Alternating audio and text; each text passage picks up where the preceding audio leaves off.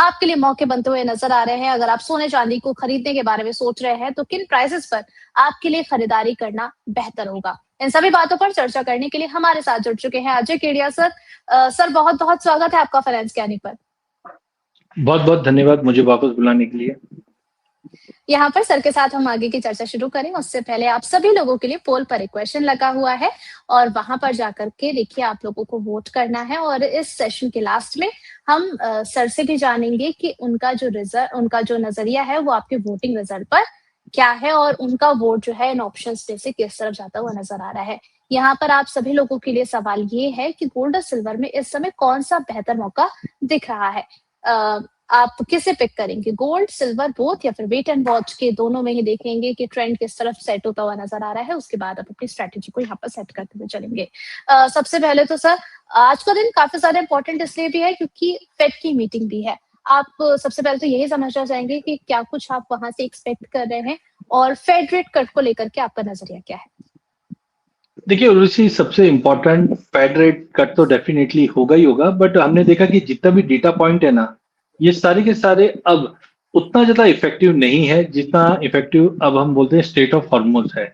US क्या जी। करने वाला है, ईरान क्या कर रहा है, उसके ऊपर मार्केट ज्यादा मूव कर रहा है। हालांकि देखिए फेड क्या एक चीज है, हम मान के चल रहे थे कि 2 रेट कट की पॉसिबिलिटी है, जबकि Donald Trump aggressively rate cut की बातें कर रहा था, इन्फ्लेशन कम आ रहे हैं। इवन फेड चेयरमैन को निकालने की बात हो रही थी क्योंकि वो मान नहीं रहे थे। बट आज आप ये देखिए सिचुएशन ये है, आज रात की जो बैठक है वहां पे तो अनचेंज होने वाला है, लेकिन जो गुंजाइश थी कि 2 रेट कट इस साल होगी जून और सितंबर में, अब वो जून से नदारद होते हुए दिखाई दे रही है। लग रहा है कि इस बार सितंबर में हो जाए। बट मेरा मानना है कच्चा तेल जितना $100 के ऊपर टिकेगा और ये चांसेस बहुत मिनिमल हो जाएंगे रेट कट के लिए। हो सकता है कि ये साल हम रेट में कोई चेंज ही नहीं देखे और ये सबसे बड़ा धक्का रहेगा सोने के लिए। और इसी की वजह से आज मॉर्निंग से ही हम देख रहे हैं कि सोना $5,000 के नीचे ट्रेड कर रहा है। तो मुझे जी। लगता है कि आज की बैठक में कोई चेंजेस आने वाला नहीं है और एक रेट कट मैक्सिमम या वो भी नहीं आए तो ये सोने के लिए नेगेटिव रहेगा। चलिए, तो आज का जो फैसला है वो उससे इंडिकेशन ये मिल रहा है कि गोल्ड के लिए न्यूज़ जो है वो बहुत ज़्यादा पॉजिटिव नहीं रहने वाली है। ऐसे में सर हम ये भी समझना चाहेंगे कि इस वक़्त हमने देखा कि काफ़ी लंबे समय से हमने देखा कि गोल्ड जो था एक रेंज पे चल रहा था। फिर हमें काफ़ी ज़्यादा नीचे के लेवल्स भी देखने को मिले हैं गोल्ड में। अब दोबारा से हमने देखा कि एक सेशन में एक रिकवरी आती भी नज़र आई, देन अगेन सेम प्राइसेज़ पर हमें गोल्ड देखने को मिल रहा है। तो ये जो कंसोलिडेशन पीरियड हम लगातार इस वक़्त देख रहे हैं, आप प्राइसेस को किस तरीके से सर एनालाइज कर रहे हैं? क्या स्ट्रैटेजी फॉलो की जाए? तो जी आपने बहुत ही अच्छा वर्ड यूज किया कि गोल्ड अब बहुत ही सीमित दायरे में ट्रेड कर रहा है। हम जानते हैं कि जनवरी में एक ही महीने में 28% गोल्ड का बढ़ना बहुत बड़ी बात है। जो पूरे साल भर में बढ़ते थे वो हमने जनवरी मंथ में ही बढ़ते हुए देखा था। बट अब कहीं ना कहीं एक तो हायर मार्जिन, जिसकी वजह से कहीं ना कहीं जो पहले स्पेकुलेटिव पोजीशंस थी वो काफी हद तक कम हो चुकी है। सेकंड है, जिस ढंग से मिडिल ईस्ट में तनाव चल रहा है उसका इम्पैक्ट पूरे ही फाइनेंशियल सेक्टर पे क्यों आया है, क्योंकि स्विट्जरलैंड और दुबई एक ऐसी कंट्रीज मानी जाती है जो फाइनेंशियली बहुत ही स्ट्रांग और पैसा फ्लो वहां से ही होता है। अब दुबई पे जो हमले हो रहे हैं उसकी वजह से क्या हो रहा है कि जो पे आउट्स है वो बहुत ज्यादा सीवियरली, इसलिए गोल्ड में कोई फ्रेश बाइंग आ नहीं पा रही है। तो मेरा मानना है कि यस, एज ऑफ नाउ चाहे हम जियोपॉलिटिकल फ्रंट की बात करें, फेड की बात कर ले, डी डॉलराइजेशन की बात करें, डॉलर में रिकवरी की बात कर ले, ये सब कहीं ना कहीं गोल्ड पे दबाव दे रहा है। तो फॉल भी इतना नहीं आ रहा क्योंकि लड़ाई चल रही, तो एक सीमित दायरे में market as of now trade कर रहा है, जिसको हम बोलते हैं टाइम करेक्शन। बट ध्यान रखिए अगर 5,000 के नीचे ये वीकली क्लोज आ जाता है तो मेरा मानना है 200 से $250 की करेक्शन आ सकती है, जो 4750, 47,200, यहाँ तक 4720 तक के लेवल हम इंटरनेशनल में देख पाएंगे। चलिए, तो यहाँ पर करेक्शन के बारे में सर ने आपको सजेस्ट किया गया है कि कितना करेक्शन हमें गोल्ड के अंदर देखने को मिल सकता है। अब सर हम यहाँ पर ये भी समझना चाहेंगे कि हमने देखा कि पूरे यूएस सेशन में 10 साल की जो यील्ड थी उनमें 2 बेसिस पॉइंट की गिरावट देखने को मिली है। इस पर आपका नजरिया क्या है? देखिए US one of the highest circulated currency है और हम देखते हैं कि पेट्रो डॉलर की जो बातें होती है उसमें मिडिल ईस्ट अगर कच्चा तेल बेचता है तो उसको डॉलर मिलता है और वही डॉलर वो यूएस के बॉन्ड्स में लगाता है। और अब हम देख रहे हैं जो कंसर्न्स है डॉलर को लेकर, यूएस की पॉलिसी को लेकर, वहां पे अनसर्टेनिटी, इसके लिए ये बॉन्ड यील्ड बढ़ना स्टार्ट हो चुका है।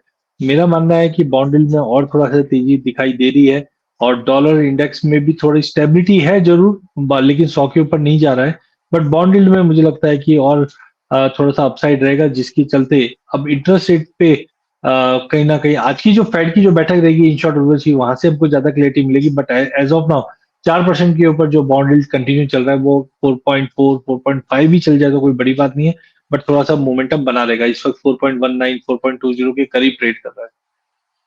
चलिए ठीक है सर, हम ये भी समझना चाहेंगे कि आपने कहा कि देखिए वॉर तो चल ही रहा है और उस दौरान गोल्ड सिल्वर पर भी हम लगातार प्रेशर आते हुए देख रहे हैं। इस वक्त हम ये भी समझना चाहेंगे सर कि वॉर के एस्केलेशन के आप कितने चांसेस देख रहे हैं, क्योंकि अगर हम ईरान का लगातार टेक देखें, क्योंकि साइकोलॉजिकली जो है वो बाकी दोनों कंट्रीज ने अटैक करते समय यही सोचा कि बहुत लंबा सस्टेन नहीं हो पाएगा वॉर, लेकिन ईरान का जिस तरीके से जो है वो हमने देखा कि उन्होंने वापस जवाबी हमले किए और अभी भी जिस तरीके से वॉर एस्केलेट होता हुआ नजर आ रहा है, ईरान के स्टेटमेंट के बाद आपको लग रहा है कि ये वॉर और लंबा छिड़ने वाला है, जिसकी वजह से हम इन्फ्लेशन भी काफी ज्यादा हिट होते हुए देखेंगे? देखिए, मुझे लगता है कि यूएस ने ये नहीं सोचा था कि इस बार की ये जो वॉर है वो लंबी चल जाए, क्योंकि प्रिपरेशन उतना दिखाई नहीं दे रहा था। बट एक चीज समझ में आ गई कि ईरान जो है वो पिछले 20 साल से इस वॉर के लिए तैयारी करके रखा था। इसके लिए आप देखिए कि स्टेप बाय स्टेप पहले हमने देखा थोड़ी बहुत रिटायरेशन हुआ, फिर कुछ ठिकानों पे हमला हुआ, फिर आजू बाजू के कंट्रीज के फाइनेंशियल हब पे हो रहा है। तो आई थिंक धीरे धीरे धीरे धीरे यूएस थोड़ा सा डेस्परेट ज्यादा दिख रहा है, जो हमने डोनाल्ड ट्रंप के ट्वीट्स आते हुए देखे। बट ईरान इस चीज को समझ चुका है कि जितना ज्यादा लंबा ये वॉर को खींचेगा उसमें उसकी विन है। अगर सामने सामने आएंगे तो पॉसिबल नहीं है। तो मुझे नहीं लगता कि इतनी जल्दी है, क्योंकि ईरान के पास जो हार्मोज स्टेट ऑफ हार्मोज है, ये सबसे बड़ा एक हम बोल सकते हैं पॉइंट ऑफ टॉक है। जब तक जी। स्टेट ऑफ हार्मोज बंद है तब तक इम्पैक्ट रहेगा। तो आई थिंक कि लड़ाई थोड़ी और लंबी, मतलब ज्यादा तो नहीं, बट मुझे लगता है मार्च मंथ तो कंटिन्यू चलेगी। और जितना लंबा चलेगा उतना कच्चे तेल को सपोर्ट मिलेगा, अनसर्टेनिटी को सपोर्ट मिलेगा, और गोल्ड में भी सेल ऑफ कंटिन्यू रहेगा, क्योंकि इक्विटी में फॉल चल रहा है। चलिए ठीक है, तो यहाँ पर ओवरऑल इस पूरे टेंशन का इम्पैक्ट कहाँ कहाँ पर हम देख पाएंगे, ये सर की तरफ से आपको बताया गया है। सर आपने कहा कि हमें गोल्ड में और आने वाले समय में करेक्शन देखने को मिल सकता है। ऐसे में अगर किसी को खरीदारी करनी हो फिजिकल फॉर्म में गोल्ड, तो किन प्राइजेस का हम जो है वो वेट करें कि एक बार यहाँ पर स्टेबल हो जाए प्राइजेस तो खरीदारी की जाए? देखिए, सबसे पहले तो आपको ये समझना चाहिए मुझे खरीदारी करनी क्यों है। एक घर पे शादी ब्याह है तो आप बिल्कुल अभी भी ले लीजिए, कोई तकलीफ नहीं है। बिकॉज आप जब शादी ब्याह के लिए कोई फंक्शन के लिए लेते हैं तो आपका रुझान होता है कि मैं 2 5 साल 10 साल या बेचूंगा नहीं, उसके लिए ले रहा हूँ। तो अभी भी आप ले लीजिए। लेकिन अगर निवेश के लिए कर रहे हैं तो वेट कर लीजिए, बिकॉज ऑलरेडी पिछले 2 2.5 साल में इतना रिटर्न बन चुका है जितना तो कोई एसेट क्लास ने दिया ही नहीं है। तो मुझे लगता है सोना नीचे में 1,20,000 1,18,000 तक का एक मैक्सिमम सपोर्ट लेवल लगता है। वहां पे रिव्यू करेंगे कि बेटर प्राइस आ गया है कि नहीं आ गया, पर मुझे लगता है 1,20 तक का वेट करना चाहिए। चांदी चंचल ज्यादा है, ऊंचे भाव में इंडस्ट्रियल डिमांड भी नहीं आनी है। और हमने देखा है कॉपर महंगा होने चांदी महंगा होने की वजह से लोगों ने कॉपर में शिफ्ट करना स्टार्ट हुआ है। और यहाँ पे $80 का लेवल भी टूटा। तो टाइमिंग तो मैं 70 72 का लेवल, मतलब डोमेस्टिक मार्केट में 2,40,000 से 44,000 है। बट मुझे लगता है 2,40 तक का वेट करना चाहिए, रिव्यू करना चाहिए, फिर एंटर करना चाहिए। चलिए, तो यहाँ पर जो है प्राइसेस को थोड़ा-सा इन लेवल्स पर आते हुए देखिए, अगर आप खरीदारी करने के बारे में सोच रहे हैं, उसके बाद देखा जाएगा कि मार्केट के जो प्राइसेस हैं वो इन लेवल्स पर स्टेबल हो रहे हैं या नहीं, उसके बाद बातचीत की जाएगी कि खरीदारी की जाए या नहीं। आगे सिल्वर पर भी बातचीत करेंगे सर, उससे पहले यहाँ पर हमारे कुछ दर्शकों के क्वेश्चन आए हैं, हम चाहेंगे कि ज़रा आप इनको भी गाइड कीजिए। सबसे पहले तो यहाँ पर सवाल है, हमारे प्राइम दर्शक हैं, बाइंग प्राइस सर आपको बता दी गई है। कह रहे हैं कि गोल्ड और सिल्वर के अलावा अभी किसी और कमोडिटी में या मेटल में आप देख रहे हैं सर प्रॉफिट अपॉर्चुनिटी? देखिए, सोना चांदी तो बढ़ चुका है। अभी मेरे को लंबी तेजी तो देखिए बेस मेटल में दिखाई दे रहा है, बट जिस ढंग से लड़ाई का जो माहौल बना हुआ है तो सेंटीमेंट इसमें भी खराब है। कॉपर मुझे लगता है 1140 के करीब मिले, 40 50 के करीब। वहां पे आप रिव्यू करके लेके चलिए। एल्यूमिनियम में हमने देखा 9% का ग्लोबल शॉर्टेजेस है, बिकॉज गल्फ से ही हम ये 9% की सप्लाई देखते हैं। तो एल्यूमिनियम में भी मुझे लगता है करेक्टिव डीप अगर 200 325 के आसपास मिलता है वो लेके चलिए। तो टाइमिंग कॉपर, जिंक, एल्यूमिनियम में हो सकता है हफ्ता 10 दिन मार्केट में गिरावट रहे, बट उसके बाद सोने चांदी से ज्यादा अच्छा मुझे बेस मेटल लगते हैं। चलिए ठीक है, तो आप बेस मेटल्स को भी अपने वॉच लिस्ट में ऐड करके चल सकते हैं, देख करके चल सकते हैं। संजय पारिक जी का क्वेश्चन है, कह रहे हैं कि टाटा गोल्ड ईटीएफ में क्या करें सर? 1800 की इनके पास क्वांटिटी है, 5% लॉस में चल रहे हैं।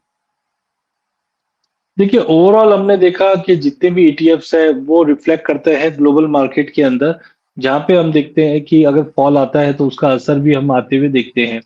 तो टाइमिंग तो मुझे लगता है गोल्ड में मेरा व्यू मंदी का है, यहाँ से गिरावट बढ़ते हुए दिखाई दे रही है। आप मान के चलिए 4 से 5% की गिरावट और मिलेगी। लेकिन जब आप ईटीएफ में बाय करते हो तो मुझे लगता है आप लंबे समय के लिए बाय कर रखे हो, तो यहाँ पे आपको थोड़ा वेट करना चाहिए। नीचे अगर समझो यहाँ से 8-10% का करेक्शन या लेट से 1600-1650 के करीब मिले, वहां पे आपको इसको ऐड ऑन करना चाहिए। एसआईपी जैसे आप स्टॉक में करते हैं वैसे ही इसमें करके चलिए।